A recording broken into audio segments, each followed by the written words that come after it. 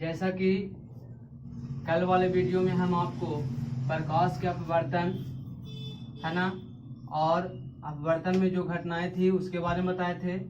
फिर इसके बाद हम इसमें अपवर्तन के नियम है ना और माध्यम के बारे में चर्चा कर दिए थे। कल एक टॉपिक छूट गया था, प्रकाश का परिकिरणन। तो प्रकाश के परिकिरणन है क्या? तो प्रकाश के परिकिरणन हम किसको कहते हैं? तो कहता है जब प्रकाश की किरण किसी माध्यम से होकर गुजरती है, ठीक ना। जब प्रकाश की किरण कोई भी माध्यम से होकर गुजरेगा तो कहता है कि माध्यम के कण, कौन सा किसका कण? माध्यम के कण जो होते हैं है ना, प्रकाश के कुछ भाग है ना, कुछ भाग को क्या कर लेते हैं? अवशोषित करते हैं, ठीक है। और अवशोषित करने के बाद कुछ समय के बाद ही इसे क्या कर देते हैं? छोड़ देते हैं। यानी कि जैसे ही अवशोषित किया और अवशोषित करने के बाद है ना कुछ समय के बाद इसे क्या कर देती है? छोड़ देती है। तो इसी घटना को प्रकाश का क्या कहते हैं? प्रकीर्णन कहते हैं। क्या कहते हैं? प्रकाश का प्रकीर्णन। तो याद रखिएगा कि प्रकाश का प्रकीर्णन किसे कहते हैं। तो सुनिएगा, जब प्रकाश की किरण है ना, जब प्रकाश की किरण किसी माध्यम से होकर गुजरती है, किसी माध्यम से, ठीक है, किसी भी माध्यम से होकर गुजरती है तो माध्यम के कण है ना प्रकाश के कुछ भाग को अवशोषित कर देता है और उसे कुछ समय के बाद उसे क्या करती है? चारों ओर क्या कर देती है? छोड़ देती है, यानी विस्तृत कर देती है ना। तो विस्तृत करने की घटना क्या कहलाती है? प्रकाश का प्रकीर्णन। इस प्रकाश का प्रकीर्णन देखिएगा इस तरह से होती है, ठीक है। पहले तो प्रकाश ये माध्यम के कण है, पहले तो ये प्रकाश को क्या करेगा? अवशोषित करेगा, ठीक। पहले प्रकाश को क्या कर रही है? अवशोषित कर रही है, जिससे आपको पता चल रहा है कि प्रकाश को क्या कर रहा है? अवशोषित कर रहा है। और कुछ समय के बाद देखिएगा यही माध्यम के कण क्या करने लगेगी? प्रकाश को छोड़ने लगेगी चारों तरफ। यही घटना है प्रकाश का प्रकीर्णन। तो प्रकाश का प्रकीर्णन का डिफिनेशन याद रखिएगा कि जब प्रकाश की किरण किसी है ना किसी माध्यम से होकर क्या करती है? गुजरती है तो माध्यम के कण प्रकाश के कुछ भाग को क्या कर लेती है? अवशोषित कर लेती है और उसे कुछ समय के बाद उसे चारों ओर क्या कर देती है? छोड़ देती है। तो इसी छोड़ने की घटना को क्या कहते हैं? प्रकाश का प्रकीर्णन कहते हैं। जो फिगर के माध्यम से हम आपको क्या कर दिए हैं? दिखा दिए, ठीक है। और आज दूसरा टॉपिक है क्या? पार्श्विक विस्थापन। पार्श्विक विस्थापन की घटना दिखाएंगे आपको कांच के आयताकार है ना स्लैब पर, ठीक है। जब प्रकाश की किरण को अपवर्तन की घटना जब उस पर दिखाएंगे तो उसमें पार्श्विक विस्थापन की घटना होती है ना। पार्श्व विस्थापन की घटना होगी उसमें, ठीक है। उसके बाद पार्श्व विस्थापन है ना किन किन बातों पर निर्भर करती है? तो ये मुख्यतः दो बात पर निर्भर करता है जो बताएंगे हम। और तीसरा है प्रकाश का अपवर्तनांक, है ना। तो अपवर्तनांक के बारे में बताएंगे, ठीक है। तो चलिए आज जानते हैं पार्श्विक विस्थापन। पार्श्विक विस्थापन को बनाने के लिए समझने के लिए सबसे पहले हम एक कांच का आयताकार सिल्ली लेंगे,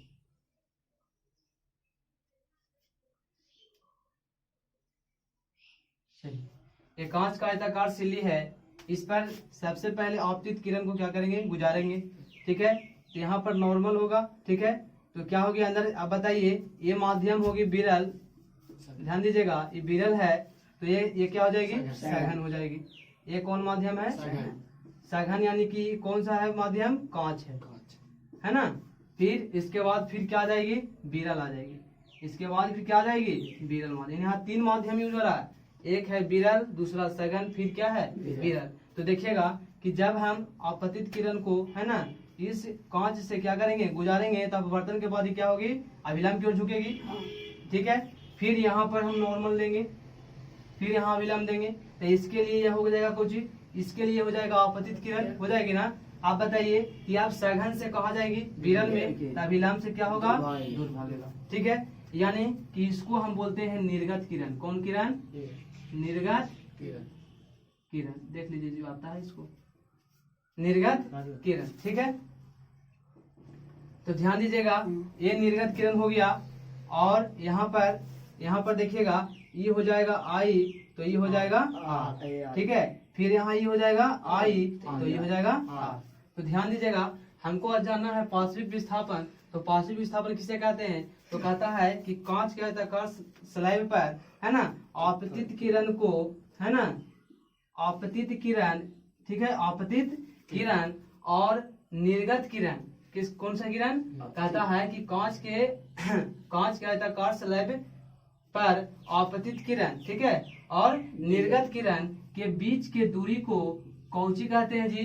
पार्श्विक विस्थापन कहते हैं, ठीक है, पार्श्विक विस्थापन कहते हैं। यानी याद रखिएगा कि कांच के आयताकार स्लैब पर, ठीक है, क्या आपतित किरण, है ना, आपतित किरण ये हो जाएगा, ठीक है, और निर्गत किरण, हम आपतित किरण को पीछे को क्या के बढ़ाए ना आगे की ओर, बढ़ाए कि नहीं? तो बढ़ाने के बाद देखिए मिला कि ये है आपतित किरण और ये है क्या? निर्गत किरण, और यही आपतित और निर्गत के बीच की दूरी क्या कहलाती है? पार्श्विक विस्थापन कहलाती है, ठीक है।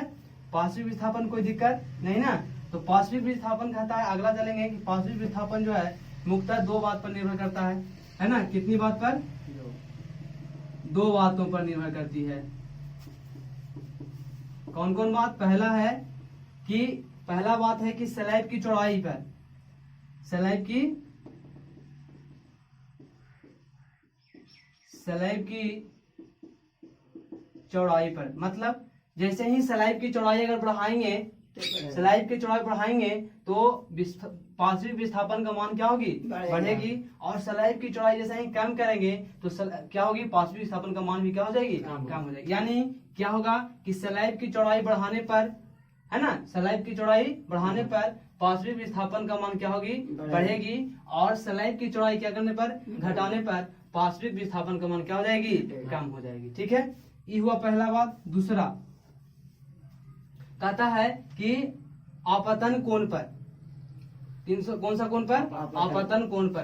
कहता है कि आपतन कोण का मान क्या करेंगे? बढ़ाएंगे। आपतन कोण का मान बढ़ाएंगे तो क्या होता है? आपतन कोण का मान बढ़ेगा तो कहता है कि पार्श्विक विस्थापन का मान भी क्या होगी? बढ़ेगी। और आपतन कोण का मान जैसे ही कम करेंगे तो पार्श्विक विस्थापन का भी मान क्या हो जाएगा? कम हो जाएगा। यानी कि दो बात याद रखिएगा।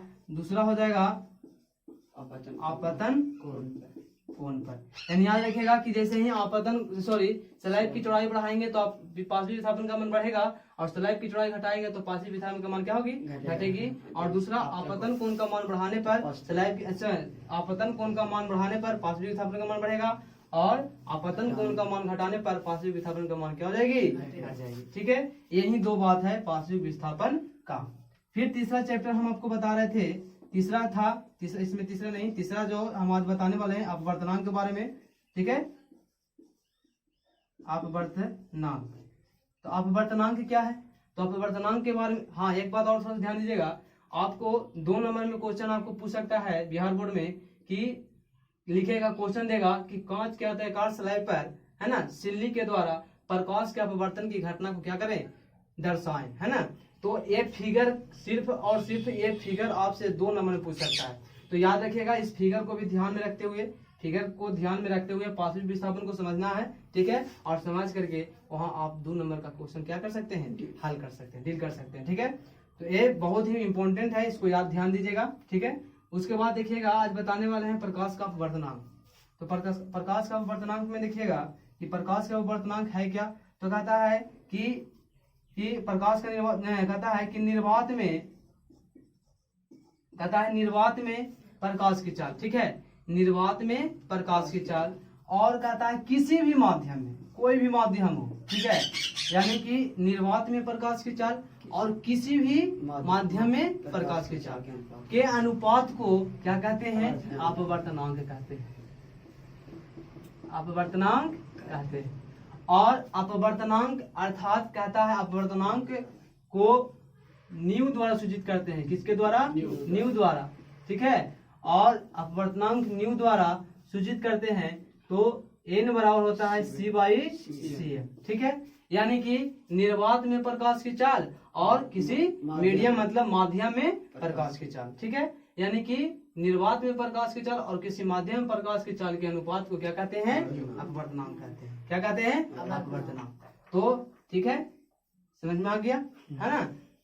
निर्वात में प्रकाश की चाल आप जानबे करते हैं कि निर्वात में हमेशा प्रकाश की चाल 308 मीटर पर होती है सेकंड होता है। किसी भी माध्यम जैसे पानी बोला है ना, ये सब बोला तो क्या हो जाएगी, पानी का मत देंगे। ठीक है, चलिए तो ये सब ध्यान में रखते हुए, ठीक है, अब थोड़ा सा लिखवा देते हैं। लिखिएगा, पहला लिखिएगा, प्रकाश के प्रकीर्णन से आप क्या समझते हैं? प्रकाश के प्रकीर्णन से आप क्या समझते हैं? लिखिएगा, जब प्रकाश की किरण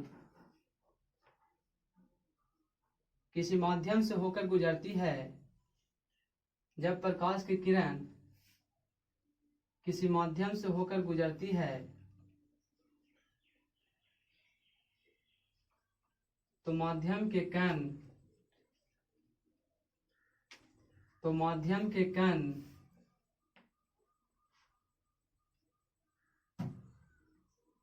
प्रकाश के कुछ भाग को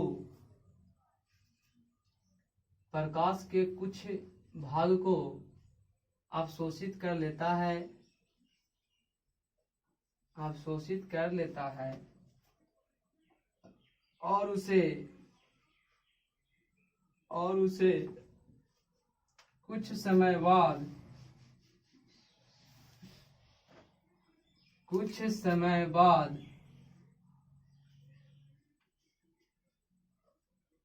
चारों ओर विसरित कर देता है।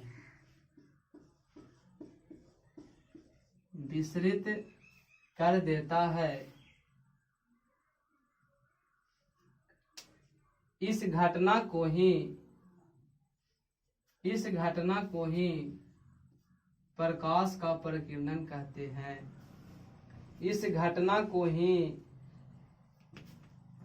प्रकाश का प्रकीर्णन कहते हैं। प्रकाश का प्रकीर्णन कहते हैं।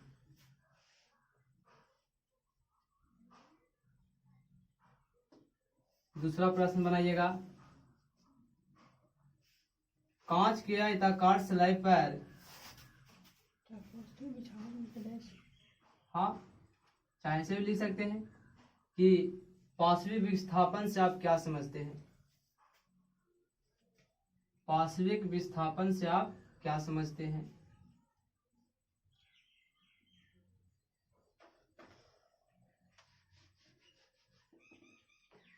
तो लिखिएगा, कांच के आयताकार स्लैब पर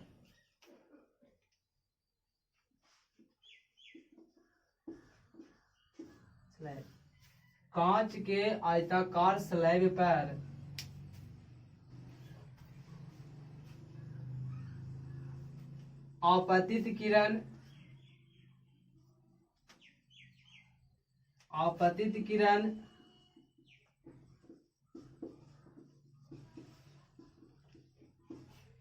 और निर्गत किरण,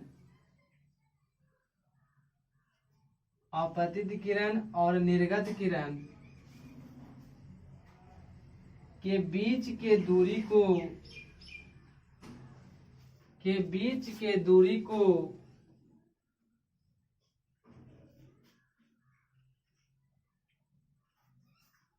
पार्श्विक विस्थापन कहते हैं।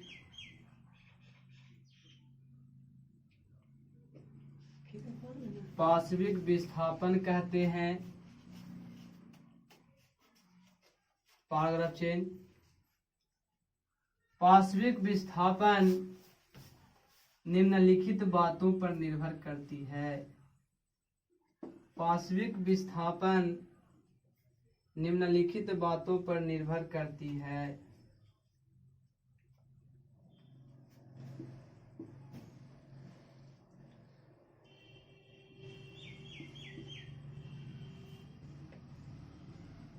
पहला लिखिएगा, स्लैब की चौड़ाई पर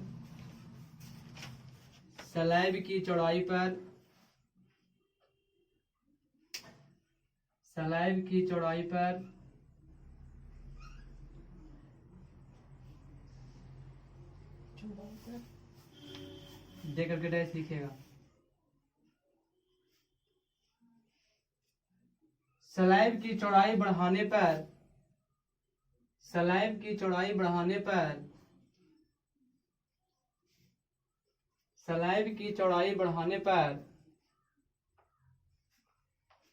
पार्श्विक विस्थापन का मान बढ़ता है।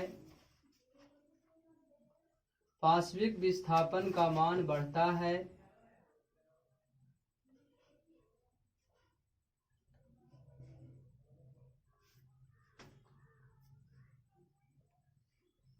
और स्लैब की चौड़ाई घटाने पर पार्श्विक विस्थापन का मान घटता है।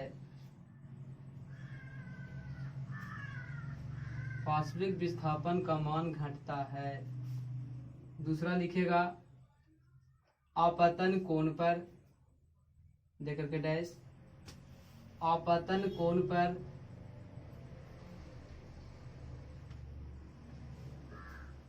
लिखेगा आपतन कोण का मान बढ़ाने पर, आपतन कोण का मान बढ़ाने पर पार्श्विक विस्थापन का मान बढ़ता है। और आपतन कोण का मान घटाने पर पार्श्विक विस्थापन का मान घटता है। पार्श्विक विस्थापन का मान घटता है।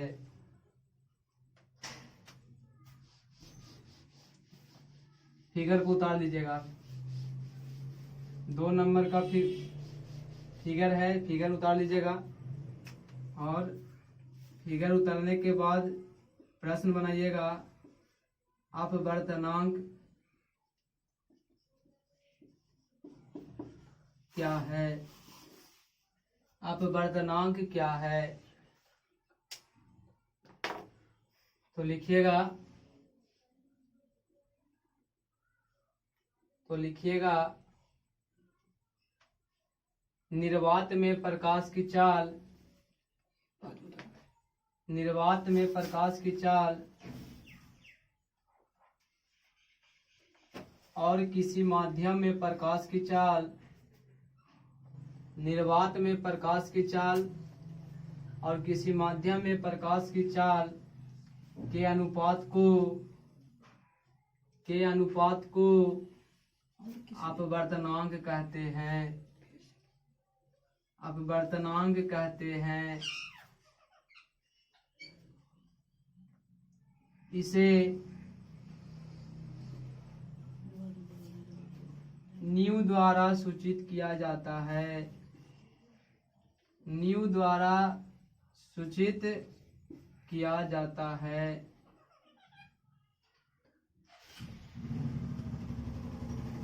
अपवर्तनांक बराबर निर्वात में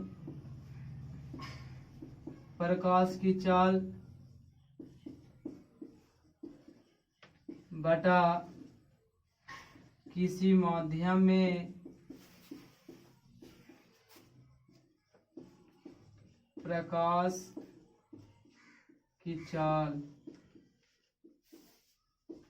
ठीक है, अर्थात अपवर्तनांक को न्यू द्वारा सूचित करते हैं। प्रकाश की चाल c है ना, और किसी माध्यम में प्रकाश की चाल cm, अर्थात n न्यू बराबर c/cm होता है। लिख लीजिएगा। और इसी से आप डिफिनेशन भी याद कर सकते हैं कि यहाँ लिख सकते हैं कि निर्वात में प्रकाश की चाल और किसी माध्यम में प्रकाश की चाल, क्या इसको बोलते हैं? अनुपात बोलते हैं। तो निर्वात में प्रकाश की चाल और किसी माध्यम में प्रकाश की चाल के अनुपात को क्या बोलते हैं? अपवर्तनांक बोलते हैं। जिसे न्यू द्वारा सूचित किया जाता है ना। तो न्यू बराबर आपको आ गया c/cm। ठीक है, चलिए, जैसे आपको कोई चीज का अपवर्तनांक बोलेगा कैसे निकालेंगे, तो देखिएगा, एक हम सोल्व करते हैं, बाकी आपको बना के लाना है। ठीक है, जैसे आपको दिया हुआ है कि किसी है ना पानी का अपवर्तनांक क्या करें? निकालें। पानी का क्या करना है? अपवर्तनांक निकालना है। तो पानी के अपवर्तनांक निकालने के लिए आप जानते हैं कि पानी का अपवर्तनांक निकालने के लिए लिखेंगे अपवर्तनांक बराबर क्या होता है, अपवर्तनांक बराबर होता है C/Cm। अब आप जानते हैं C तो निर्वात में प्रकाश की चाल आप जानते हैं कितना होता है, 3 × 10⁸ मीटर पर सेकेंड होता है ना। और Cm मतलब Cm कौन सा है, तो पानी है। क्या है, पानी। तो पानी में प्रकाश की चाल कितना होता है, तो पानी में प्रकाश की चाल होता है 2.25 × 10⁻, क्या होता है, 8 मीटर पर सेकेंड। ठीक है, तो ये से कट जाएगा टोटल, तो ऊपर बचेगा 3 अब बाई 2.25। ठीक है, देखिए इसका अपवर्तनांक निकाल रहे हैं हम पानी का कितना होता है। तो पानी का अपवर्तनांक देखिए कैसे निकल रहा है, जो है ना, जैसे कि 3 हुआ इंटू दशमलव कटेगा तो ऊपर 100 जाएगा और नीचे आ गया 2 और 5।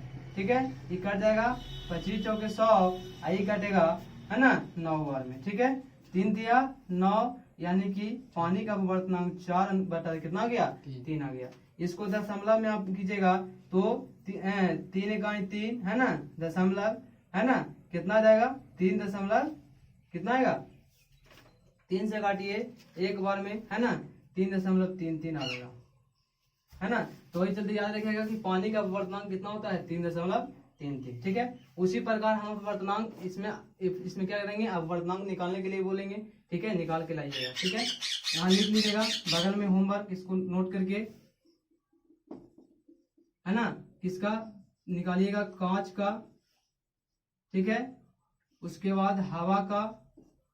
ठीक है, ये दो का निकाल के लाना है, कल देखेंगे इसको। ठीक है, चलिए बंद कीजिए वीडियो।